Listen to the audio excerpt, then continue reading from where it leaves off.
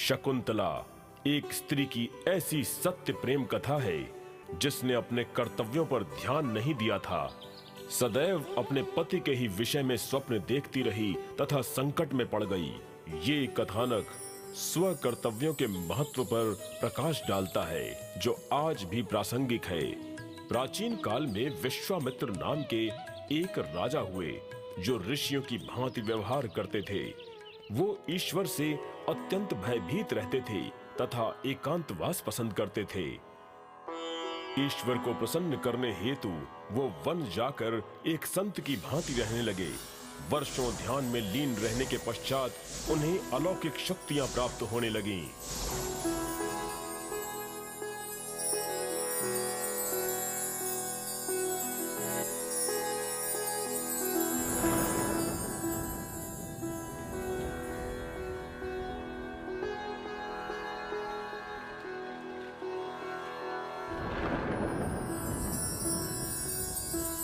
देवराज इंद्र को विश्वामित्र से भय लगने लगा, इसलिए वे उनका ध्यान भंग करने हेतु चिंतन करने लगे।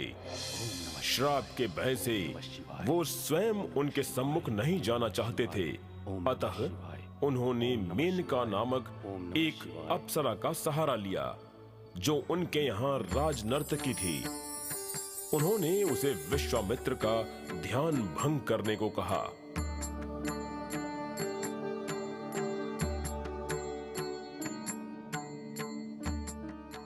मेनका, तुम पृथ्वी पर जाकर अपने अद्भुत संगीत एवं पारंगत नृत्य से विश्वामित्र का ऐसा ध्यान भंग करो कि वो पुनः ध्यान में तल्लीन न होने पाए। महाराज, मुझे ऐसा करने को ना कहें। विश्वामित्र एक सदाचारी व्यक्ति हैं। उनका ध्यान भंग करना महापाप होगा। सुनो मेनका, मेरे समक्ष कोई बहाना मत बनाओ। तुम मात्र मेरी आज्ञा का पालन करो। मेनका बिना कुछ बोले चली गई।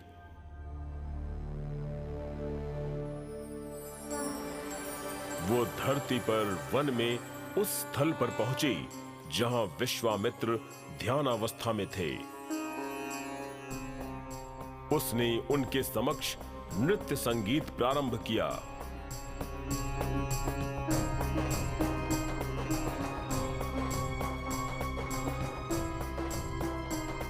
पूर्व में विश्वामित्र का ध्यान भंग नहीं हुआ, किंतु समय व्यतीत होने के पश्चात एक दिवस विश्वामित्र नृत्य संगीत की ध्वनि से अत्यंत विचलित हो गए। नेत्र खोलते ही वो मेनका के सौंदर्य पर मोहित हो गए। तत्पश्चात अत्यंत क्रोधित होकर उन्होंने ध्यान भंग करने का कारण पूछा। अब वो स्वयं को मेनका के आकर्षण से बचा नहीं पा रहे थे। हे नवयुवती, तुम कौन हो? मैं एक निर्धन वन कन्या हूँ। तुम एक राजकुमारी की भांति सुंदर हो तथा नृत्य कला में भी पारंगत हो। धन्यवाद महर्षि। विश्वामित्र मेनका के सम्मोहन में पूर्णतः लिप्त हो गए एवं ध्यान लगाना भूलकर उसके साथ नृत्य करने लगे। कुछ दिवस मेनका के साथ नृत्य एवं गायन करने के पश्चात विश्वामित्र को संपूर्ण ध्यान प्रक्रिया व्यर्थ होने का बोध हुआ। वो पुनः चैतन्य हुए। सत्य बताओ, तुम कौन हो? महर्षि, मुझे क्षमा करें। मैं देवराज इंद्र की राजनर्तकी हूँ। उन्होंने आपका ध्यान भंग करने हेतु मुझे यहाँ भेजा है। मैंने केवल उनके आदेश का पालन किया। तुमने अत्यंत कुटिलता से मेरा ध्यान भंग किया है।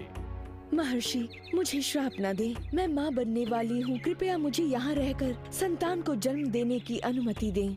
मैं नहीं चाहता तुम एक क्षण भी यहाँ रुको। तत्काल यहाँ से चली जाओ, अन्यथा मैं तुम्हें श्राप दे दूंगा। मेनका दुखी मन से वहां से चल पड़ी।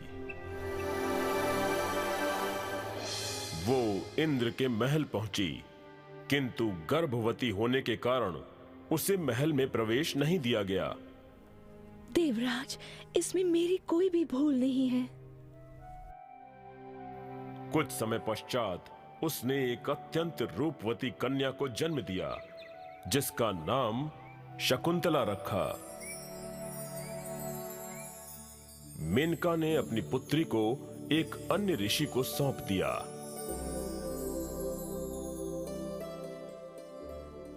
उसके पश्चात वो पुनः इंद्र के दरबार में चली गई। शकुंतला वन में रंग बिरंगी तितलियों, सुंदर पक्षियों, चंचल खरगोश एवं हिरणों के साथ बढ़ने लगी। अज्ञानता की अंधकार को मन से दूर करो। वो अन्य बच्चों के साथ अध्ययन करने लगी। वो अप्रतिम सुंदरी थी। जो भी उसे देखता उसके रूप पर मोहित हो जाता। एक दिवस उस राज्य का शासक दुष्यंत एक हिंसक शूकर का पीछा करते करते आश्रम में चला आया। वहां उसकी दृष्टि एक सुंदर मृग पर पड़ी। दुष्यंत ने बाण से उसे आहत कर दिया। मृग गिरकर वेदना से तड़प उठा। कोलाहल सुनकर शकुंतला तत्काल वहां पहुंच गई। उसे देखते ही दुष्यंत उसके सौंदर्य पर मोहित हो गया। आखेटक, तुमने मेरे प्रिय मृग के साथ क्या किया? यदि मेरे मृग को कुछ होता है तो उसके उत्तरदायी तुम हो। तुमने इस जीव को आहत क्यों किया? रूपवती राजकुमारी, कृपया मुझे क्षमा करें। आप मुझे अपने आश्रम में रहकर इस आहत मृग की सेवा करने का अवसर प्रदान करें। मैं राजकुमारी नहीं हूँ। मैं इस आश्रम में रहकर सभी जीवों की देखभाल करती हूँ। मेरा नाम शकुंतला है। तुम्हारा नाम क्या है आखेटक? मैं आखेटक नहीं हूँ। मेरा नाम दुष्यंत है सुंदरी। मैं इस साम्राज्य का शासक हूँ। आखेट के उद्देश्य से मैं यहाँ आया था। ये स्थान छोड़ने से पूर्व मैं आपके मृग को स्वस्थ कर दूंगा। दुष्यंत आश्रम में ही निवास करने लगा। मृग की देखभाल करते करते धीरे धीरे शकुंतला से उसकी निकटता बढ़ती गई। आश्रम के पवित्र माहौल में शकुंतला के प्रति आकर्षण प्रेम में परिवर्तित हो गया। मैं तुमसे विवाह करना चाहता हूँ शकुंतला। मुझे विवाह के लिए अनुमति दीजिए ऋषिवर। अंततः दुष्यंत ने आश्रम वासियों की उपस्थिति में शकुंतला से विवाह किया। बहुत प्रसन्न हूँ। एक दिवस दुष्यंत अत्यंत उदास थे। स्वामी, आप इतने उदास क्यों हैं? हे शकुंतला, मुझे राजमहल से ये संदेश प्राप्त हुआ है कि वहाँ की परिस्थितियाँ ठीक नहीं चल रही हैं। मुझे शीघ्र वहाँ हेतु प्रस्थान करना होगा। मैं माँ बनने वाली हूँ, अतः मैं भी आपके साथ चलूंगी। मैं तुम्हें इस अवस्था में छोड़कर नहीं जाना चाहता, किंतु वहाँ संपूर्ण व्यवस्था करने के पश्चात ही मैं तुम्हें अपने राज्य में ले जाना चाहता हूँ, जिससे कि वहाँ तुम एक रानी को मिलने वाले समस्त पारंपरिक सम्मान को प्राप्त कर सको। स्वामी, इस स्थिति में अकेले रहकर मैं अत्यंत भयभीत हो जाऊंगी। मुझे ज्ञात नहीं आप कब तक लौटेंगे। हे शकुंतले, तुम मुझ पर विश्वास करो। मैं तुम्हें इस स्थिति में नहीं छोड़ना चाहता, परंतु एक राजा का कर्तव्य होता है। अपने स्मृति चिन्ह के रूप में मैं अपनी एक मुद्रिका तुम्हें भेंट करता हूं। शकुंतला को मुद्रिका देकर दुष्यंत आश्रम से चले गए।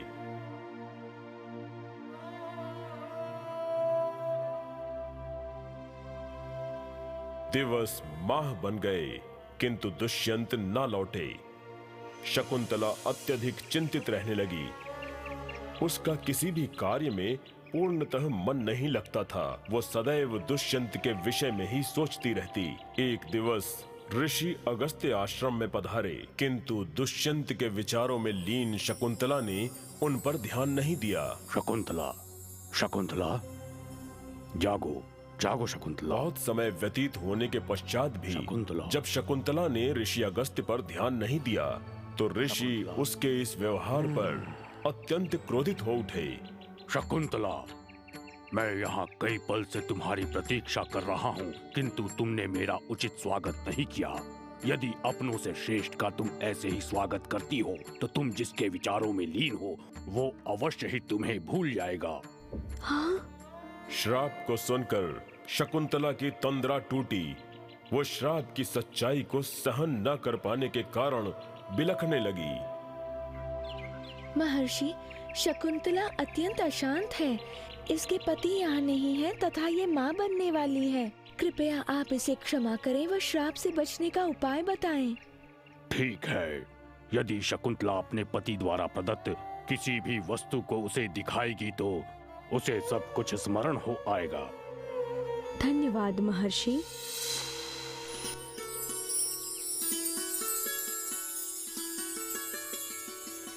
शकुंतला ने दुष्यंत की दीर्घ अवधि तक प्रतीक्षा करने के पश्चात उनसे महल में जाकर मिलने का निश्चय किया।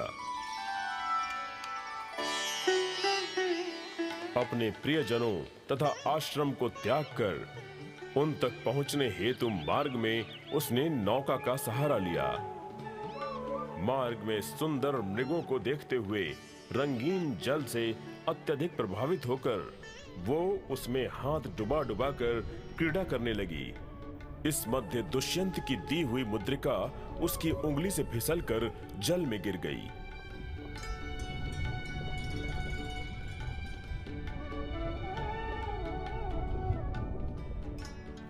जब शकुंतला आश्रम से चली थी तो उसे जगत की सच्चाई तथा कड़वाहट का ज्ञान नहीं था। इस बात से अनभिज्ञ कि मुद्रिका जल में गिर गई थी, वो महल पहुंचे। वो दुष्यंत से हार्दिक मिलन की अपेक्षा कर रही थी।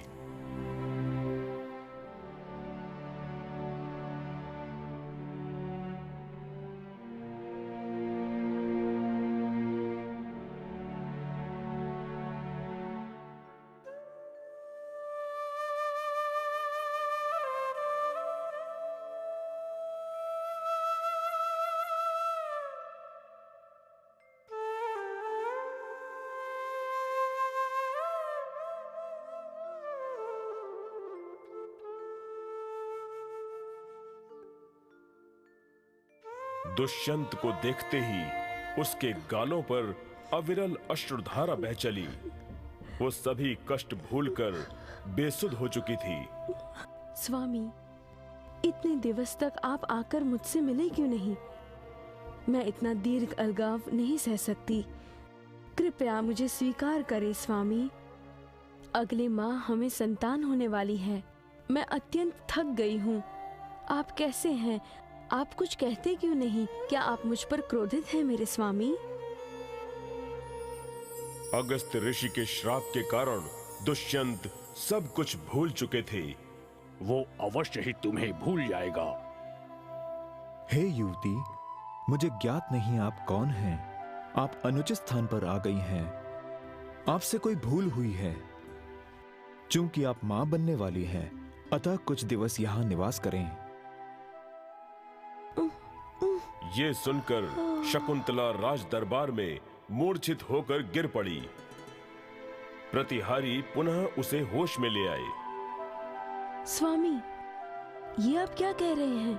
आप मेरे पति हैं तथा मैं आपकी अर्धांगिनी। आपने मुझसे वन में विवाह किया तथा आप वहाँ रहे भी। आपने कहा था आप वापस आकर मुझे अपने साथ ले जाएंगे। मुझे क्षमा करें युवती, किंतु वास्तव में मैं नहीं जानता आप कौन हैं। मैं एक राजा हूं। कृपया मुझे लज्जित न करें। मैं आपको कुछ धन दे दूंगा। कृपया आप यहाँ से चली जाएं। आप एक अनुचित स्थान पर आ गई हैं। स्वामी, अब मैं कहाँ जाऊं? मुझे धन नहीं चाहिए। मेरी समझ में नहीं आ रहा क्या करूं। अकस्मात शकुंतला को दुष्यंत द्वारा प्रदत्त मुद्रिका का स्मरण हो आया। वो अचंभित हो उठी। मुद्रिका उसकी उंगली में नहीं थी, वो तो नदी में गिर चुकी थी। शकुंतला बिलखने लगी। स्वामी, आपकी दी हुई मुद्रिका कहीं गिर गई है। कृपया मेरी सहायता करें।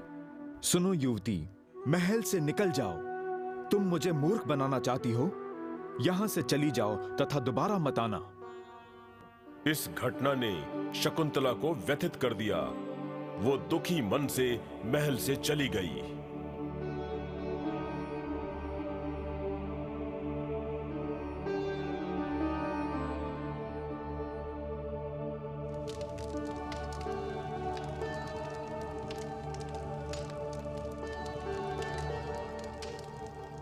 उसने समीप के वन में अकेले ही रहने का निश्चय किया।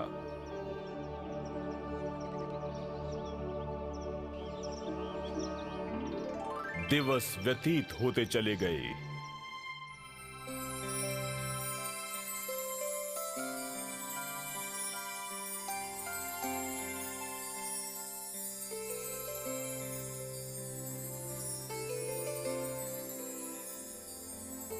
एक माह पश्चात उसने एक रूपवान बालक को जन्म दिया, जिसका नाम उसने भरत रखा।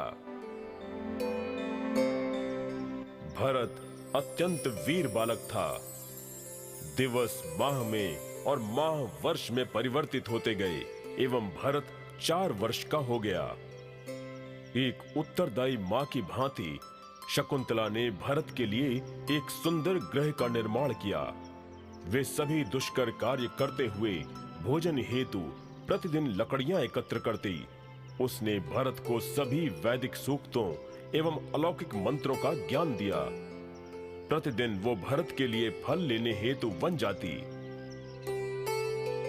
वो दुष्यंत द्वारा दी गई पीड़ा को अपने कर्तव्यों के मध्य भूल नहीं पा रही थी।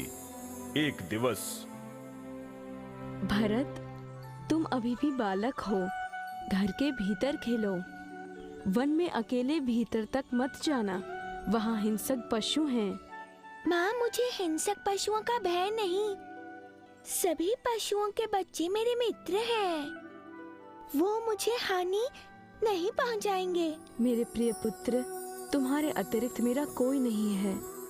तुम्हें कुछ हो गया तो ज्ञात नहीं मैं क्या करूँगी। तुम सतर्क रहना। मत रो माँ, तुम सदैव रोती हो। प्रसन्न क्यों नहीं रहती? मेरे पुत्र, तुम मेरे साथ हो तो मैं दुखी कैसे होंगी? माते, सभी पशुओं के यहाँ तक कि सिंह व चीते के भी एक माँ तथा एक पिता है।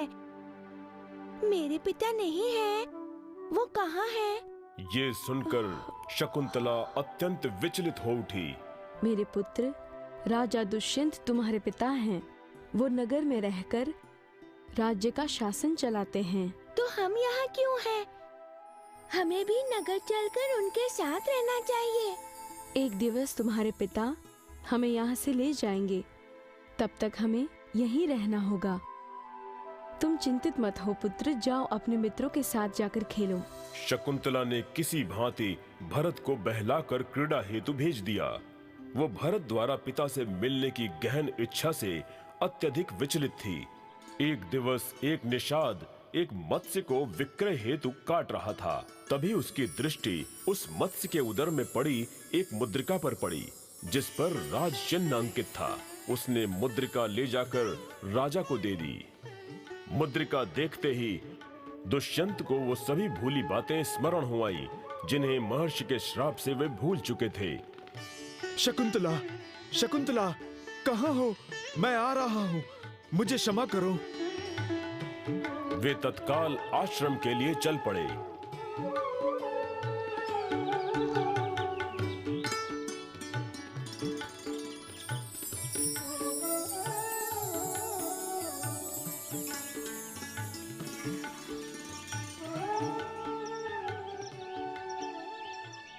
महाराज, शकुंतला आपको ढूंढते हुए उस समय गई थी जब वो माँ बनने वाली थी, किंतु आपने उसे नहीं पहचाना।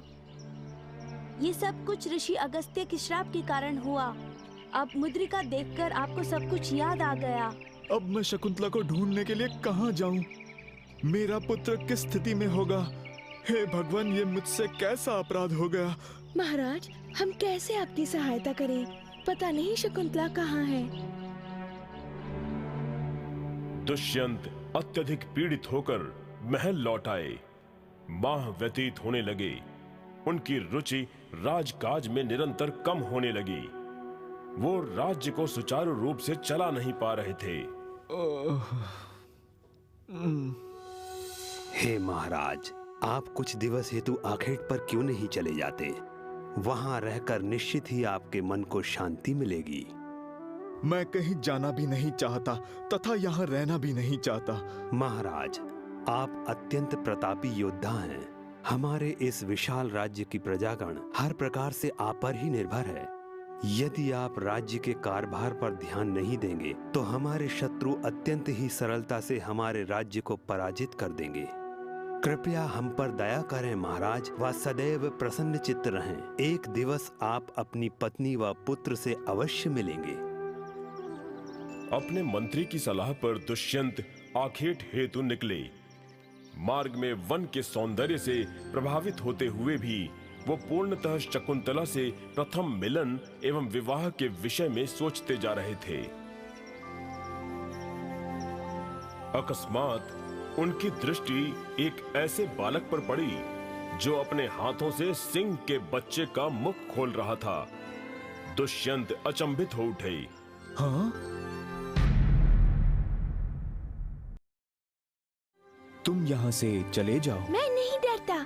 मैं तो इसकी माँ के मुख के भीतर भी हाथ डाल देता हूँ। वो मुझे कुछ नहीं करती।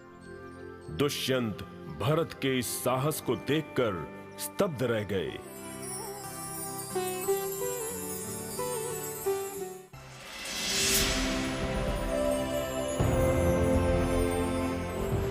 मेनका, तुम पृथ्वी पर जाकर अपने अद्भुत संगीत एवं पारंगत नृत्य से विश्वामित्र का ऐसा ध्यान भंग करो कि वो पुनः ध्यान में तल्लीन न होने पाए। विश्वामित्र मेनका के सम्मोहन में पूर्णतः लिप्त हो गए एवं ध्यान लगाना भूलकर उसके साथ नृत्य करने लगे। हे युवती, मुझे ज्ञात नहीं आप कौन हैं। आप अनुचित स्थान पर आ गई हैं। आपसे कोई भूल हुई है। मेरे पुत्र, राजा दुष्यंत तुम्हारे पिता हैं। वो नगर में रहकर राज्य का शासन चलाते हैं। तो हम यहाँ क्यों हैं? हमें भी नगर चलकर उनके साथ रहना चाहिए। अपने मंत्री की सलाह पर दुष्यंत आखेट हेतु निकले।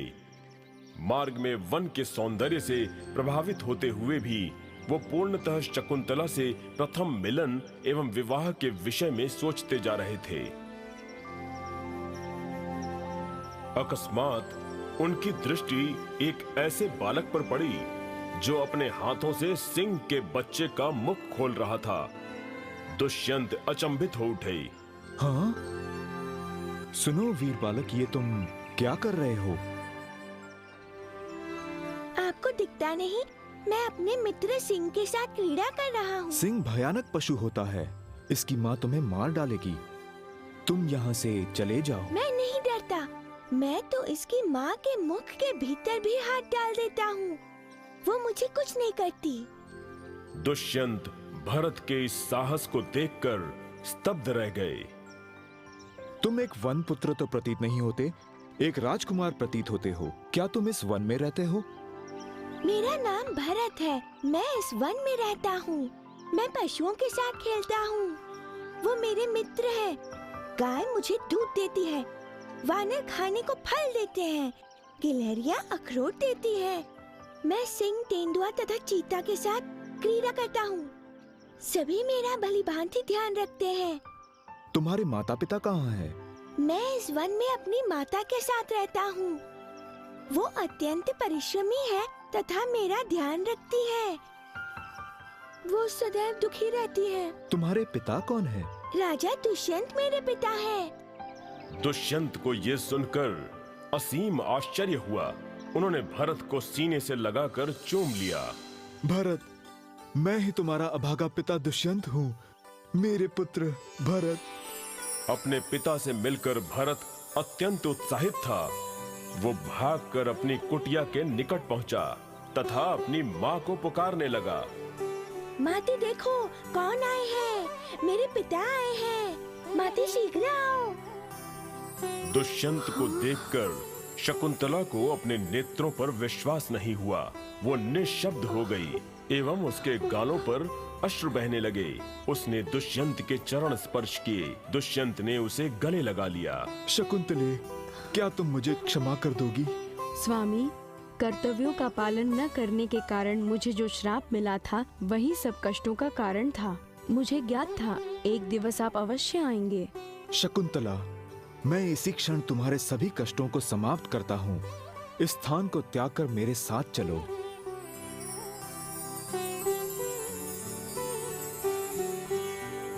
शकुंतला भरत व दुष्यंत के साथ महल के लिए चल पड़ी।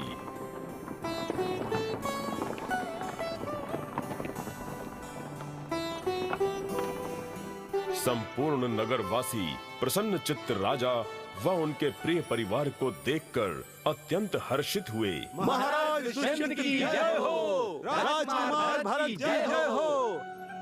तीनों साथ साथ रहकर आनंदमय जीवन व्यतीत करने लगे।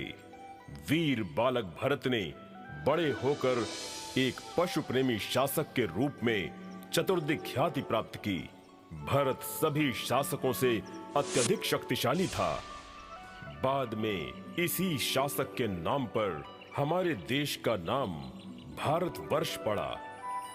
ये कथानक उन कष्टों को चित्रित करता है जिसके मूल में अपने कर्तव्यों तथा उत्तरदायित्वों को अनदेखा कर देना है। यदि शकुंतला महर्षि अगस्त्य के प्रति उत्तरदायित्वों को पूर्ण करती तो उसे इतना कष्ट न मिलता जो उसने सहन किया। यदि वो जागरूक रहती तो मुद्रिका न खोती। अतः यदि किसी को जीवन में सफल होना है एवं सभी कठिनाइयों पर विजय प्राप्त करनी है तो उसे अपने उत्तरदायित्वों को भली भांति पूर्ण करना चाहिए।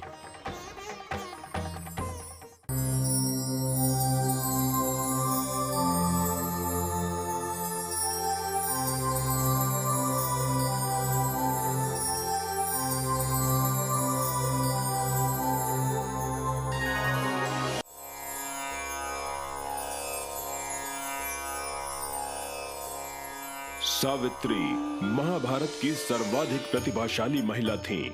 वो समर्पण, दृढ़ निश्चय तथा त्याग के लिए जानी जाती हैं। उन्होंने एक न्यायप्रिय युवा राजकुमार को विवाह हेतु चुना। यद्यपि उन्हें ज्ञात था कि वो मात्र 1 वर्ष ही जीवित रहेगा। यमदेव ने उसके प्रेम व समर्पण को देखकर उसे वचन दिया तथा उसके पति को पुनः जीवित कर दिया। सावित्री के महान समर्पण तथा प्रेम के कारण उसका नाम उसके पति सत्यवान के साथ आदर पूर्वक लिया जाता है। सदियों पूर्व प्राचीन भारत में मद्र देश का प्रतापी एवं न्यायप्रिय राजा अश्वपति था। उसकी पत्नी का नाम मालती था। उनकी कोई संतान न थी, अतः उन्होंने देवी सावित्री का धार्मिक अनुष्ठान किया एवं मातृ देवी से संतान हेतु प्रार्थना की।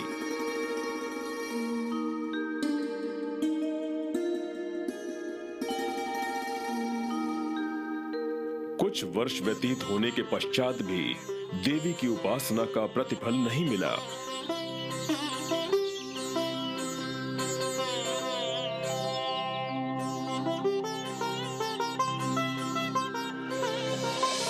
किंतु दोनों निरंतर धार्मिक अनुष्ठान करते रहे।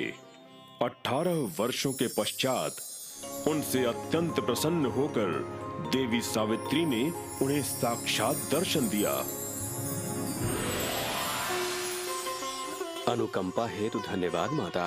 आपके दर्शन से प्रसन्न हुआ। मेरे पास सब कुछ है तथा मैं अपनी पत्नी के साथ प्रसन्न हूँ। मेरे अनुचर तथा दरबारी मुझसे अत्यधिक स्नेह करते हैं, किंतु मेरी कोई संतान नहीं है। मेरे पश्चात इस राज्य को कौन संभालेगा माता? मेरे उपरांत राज्य को संभालने हेतु मैं संतान चाहता हूँ। अश्वपति, ब्रह्मा की इच्छा के बिना कुछ भी नहीं हो सकता। उनकी इच्छा अनुसार तुम्हें एक रूपवान कन्या की प्राप्ति होगी, साथ ही वो अत्यंत गुणवान भी होगी। आपकी अनुकंपा से मैं अत्यंत धन्य हुआ। मेरा आशीर्वाद सदैव तुम्हारे साथ है राजन। राजा को आशीर्वाद देकर देवी अदृश्य हो गईं। कुछ समय पश्चात अश्वपति की पत्नी ने एक कन्या को जन्म दिया। चूंकि उसका जन्म देवी सावित्री के आशीर्वाद से हुआ था, अतः उसका नाम देवी के नाम पर सावित्री रखा गया। बड़ी होकर सावित्री विनम्रता एवं अतुलनीय गुणों से युक्त युवती बनी। वो इतनी आकर्षक थी जैसे साक्षात देवी हो। कुछ वर्षों के पश्चात राजा ने उसका विवाह करने का निश्चय किया। अनेक गुणी, शक्तिशाली, पराक्रमी, सुंदर एवं विनम्र नवयुवक उसका हाथ थामने आए, किंतु सभी सोच रहे थे कि वो सावित्री से विवाह योग्य नहीं है। अतएव वे उस स्वयंवर से चले गए जो प्राचीन काल में वर वधु के विवाह हेतु एक न्याय संगत प्रक्रिया थी।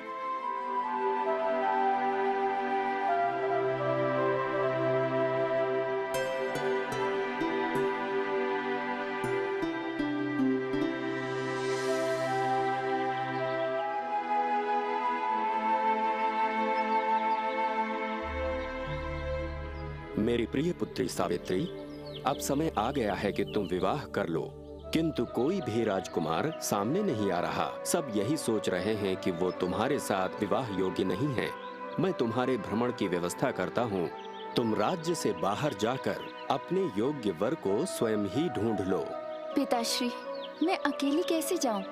लोग मेरे विषय में क्या सोचेंगे?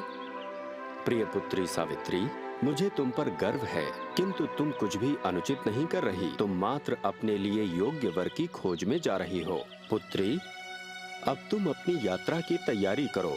मैं कुछ अनुचरों को तुम्हारे साथ कर देता हूँ, चिंतित मत हो। सावित्री राज्य छोड़कर अपने अनुचरों, साथियों व अश्वपति के वृद्ध मंत्री के साथ निकल पड़ी। उसने अनेक राज्यों का भ्रमण किया।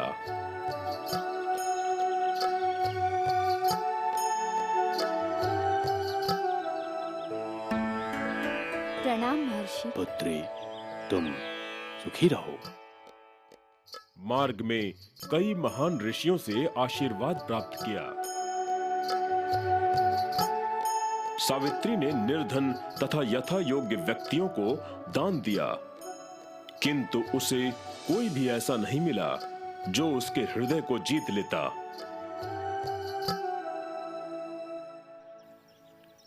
सावित्री वापस लौटने लगी।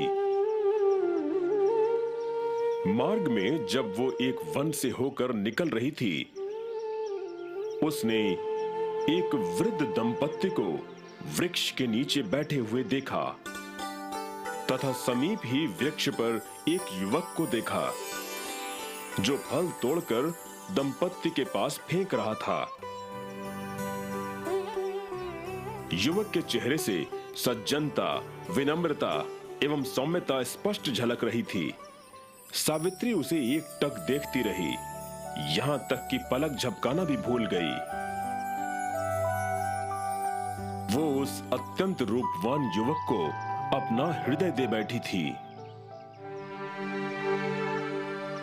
मंत्रीवर, उस वृद्ध दंपति तथा वृक्ष पर चढ़े युवक को देखो एवं पता लगाओ कि वो कौन है। आप कौन हैं, युवक?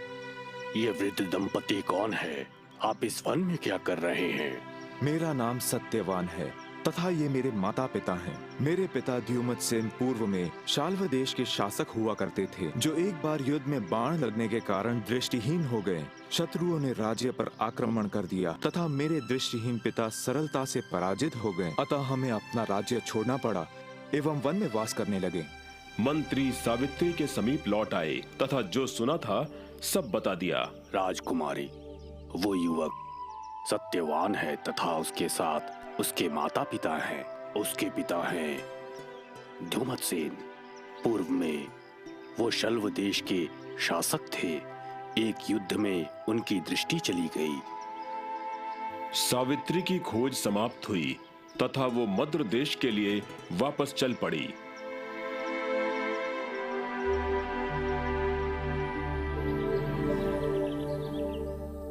जिस समय सावित्री महल में लौट रही थी, उसी समय भगवान विष्णु के अनन्य भक्त देवर्षि नारद वहां पहुंचे। वो अतीत, वर्तमान तथा भविष्य को जान जाते थे, क्योंकि वो तीनों लोकों पृथ्वी, स्वर्ग तथा पाताल में भ्रमण किया करते थे। अश्वपति ने देवर्षि नारद का स्वागत किया। उन्होंने श्रद्धा पूर्वक उनके चरण धोए। उसी समय सावित्री ने महल में प्रवेश करके देवर्षि नारद को प्रणाम किया। अश्वपति, इतने दिवस तक आपकी पुत्री कहाँ थी? आप अत्यंत भाग्यवान हैं जो आपको ऐसी पुत्री प्राप्त हुई। आपने इसके विवाह के विषय में कुछ सोचा है? मैंने इसे वर ढूंढने हेतु राज्य से बाहर भेजा था देवर्षि। सावित्री, बताओ तुमने किसका वरण किया? पिताश्री, मैंने सभी राज्यों में भ्रमण किया तथा अनेक महत्वपूर्ण लोगों से मिली, किंतु मैं किसी से भी प्रभावित नहीं हो पाई। अंत में जब हम वन से होकर आ रहे थे, तब मैंने सत्यवान नामक एक नवयुवक को देखा। उसके पिता द्युमतसेन हैं, जो पूर्व में शल्व देश के शासक हुआ करते थे। अब नेत्रहीन तथा राज्यहीन होकर वन में निवास कर रहे हैं। मैं सत्यवान से अत्यंत प्रभावित हुई, अतः उसी से विवाह करूंगी। अश्वपति ने देवर्षि नारद को देखा तथा उनके उत्तर की प्रतीक्षा करने लगे। वो अपनी पुत्री की पसंद पर उनकी राय जानना चाहते थे। सुनो अश्वपति, तुम्हारी पुत्री की पसंद अद्वितीय है। वो युवक सदैव ही सत्य बोलता है, अतः उसे सत्यवान के नाम से जाना जाता है। बचपन से ही उस युवक को अश्व अत्यंत प्रिय थे, अतः उसका एक दूसरा नाम भी रखा गया और वो नाम है चित्राश्व। वो सूर्य देवता की भांति प्रतापी, विवेकशील तथा रूपवान है। उस युवक के भीतर धीरज कूट कूट कर भरा हुआ है। वो पराक्रमी, मिलनसार एवं शत्रुओं के लिए भय है। देवर्षि, मुझे ये सुनकर अत्यंत हर्ष हो रहा है। आप सभी ऋषियों में सर्वाधिक विवेकी हैं। आपने सत्यवान के सभी गुण तो हमें बता दिए। क्या कोई ऐसा कारण भी है जो इस विवाह में बाधक बनता हो? नारद असमंजस में पड़ गए। यदि मैंने कुछ अनुचित कहा हो देवर्षि, तो मुझे क्षमा करें। सुनो अश्वपति, सत्यवान में वैसे तो कोई कमी नहीं है। वो अनेक अद्वितीय दैवीय गुणों का स्वामी है, किंतु भाग्य ही उसके विपरीत है। उसकी आयु अत्यंत अल्प है तथा आज से ठीक 1 वर्ष के पश्चात उसकी मृत्यु हो जाएगी। अश्वपति अश्वपति स्तब्ध रह गए। सुनो सावित्री, तुम्हारा चुनाव अद्वितीय है। तुमने सत्यवान नामक जिस युवक का वर्ण किया, वो विवेकशील एवं न्यायप्रिय है, किंतु मेरी पुत्री वो अल्पायु है। ये सत्य जानते हुए भी तुम उससे विवाह करोगी? विवाह हेतु तुम किसी अन्य का वर्ण कर लो, मुझे कोई आपत्ति नहीं होगी। पिताश्री, मैंने उनका वर्ण कर लिया है। अब सत्यवान अल्पायु हो अथवा दीर्घायु, वही मेरे पति होंगे। मैं उन्हीं की पत्नी बनूंगी। सावित्री, तुम अभी अत्यंत नासमझ हो। हठ मत करो पुत्री, क्षण भर के लिए सोचो। 1 वर्ष पश्चात तुम्हारी क्या स्थिति होगी? पिताश्री, ये न सोचिए कि मैं अवज्ञाकारी हूँ। दीर्घायु हूँ अथवा अल्पायु, अब मात्र सत्यवान ही मेरे पति होंगे। मैं अपना निर्णय नहीं बदलूंगी। देवर्षि, कृपया अब आप ही मेरी पुत्री को समझाएं। हे अश्वपति, तुम्हारी पुत्री ने अपना मन बना लिया है। इसके अतिरिक्त किसी भी अन्य युवक में सत्यवान के समान इतने गुण नहीं है, अतः वही आपकी पुत्री के लिए सर्वाधिक उपयुक्त है। मेरा तो यही कहना है कि विवाह होने दीजिए, अंत भला तो सब भला। अश्वपति अपनी पुत्री की इच्छा के विपरीत नहीं जाना चाहते थे। नारद के आशीर्वाद ने उन्हें कुछ साहस दिया। उचित दिवस देखकर वो अपने कुछ अनुचरों के साथ ध्युमतसेन से मिलने उनकी कुटिया के लिए निकल पड़े। ध्युमतसेन से मिलकर उनका हालचाल पूछा। वो रूपवान तथा पराक्रमी सत्यवान को देखकर अवाक रह गए। हे महाराज ध्युमतसेन, मेरा अभिवादन। ये मेरी पुत्री सावित्री है। मेरा निवेदन है कि आप इसे अपनी बहू के रूप में स्वीकार करें। महाराज अश्वपति, हमने राज्य खो दिया है तथा वन में रहते हैं। कैसे आपकी पुत्री सावित्री वन जीवन के संकटों का सामना कर पाएगी तथा क्या वो यहाँ रह पाएगी? हाँ। हे महाराज, मेरी पुत्री को बहू के रूप में स्वीकार करें। आपके संरक्षण व प्रेम को पाकर वो सभी कष्टों को भूलकर आपके यहाँ प्रसन्न रहेगी। मुझे विश्वास है कि मेरी पुत्री अपनी योग्यता को सिद्ध करेगी। आपका प्रस्ताव हमारे लिए सौभाग्य की बात है, किंतु आप तो देख ही रहे हैं कि मैं साम्राज्य विहीन होकर वन में रह रहा हूँ। ऐसे में इस विवाह हेतु मैं कैसे अपनी सहमति दे दूं? आपके पुत्र से अपनी पुत्री का विवाह करना मेरे लिए गौरव की बात होगी। सावित्री एवं सत्यवान का विवाह संपन्न हुआ तथा वो पति पत्नी बन गए। सावित्री अत्यंत प्रसन्न थी कि जिस पुरुष को उसने चाहा उसी से विवाह किया। सत्यवान अत्यधिक प्रसन्न था कि उसे रूपवती, गुणी तथा प्रतिभाशाली पत्नी मिली। अश्वपति ने 18 वर्ष की दीर्घ अवधि के पश्चात सावित्री को पुत्री के रूप में प्राप्त किया था, अतः उनके लिए अलगाव आसान नहीं था।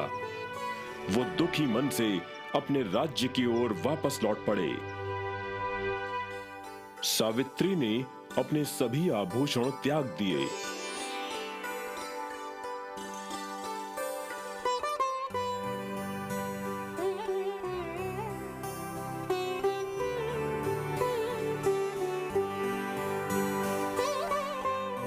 वो प्रसन्नता पूर्वक अपने श्वशुर व सास की सेवा करने लगी। उसके प्रसन्न मुख ने सबके हृदय को वश में कर लिया।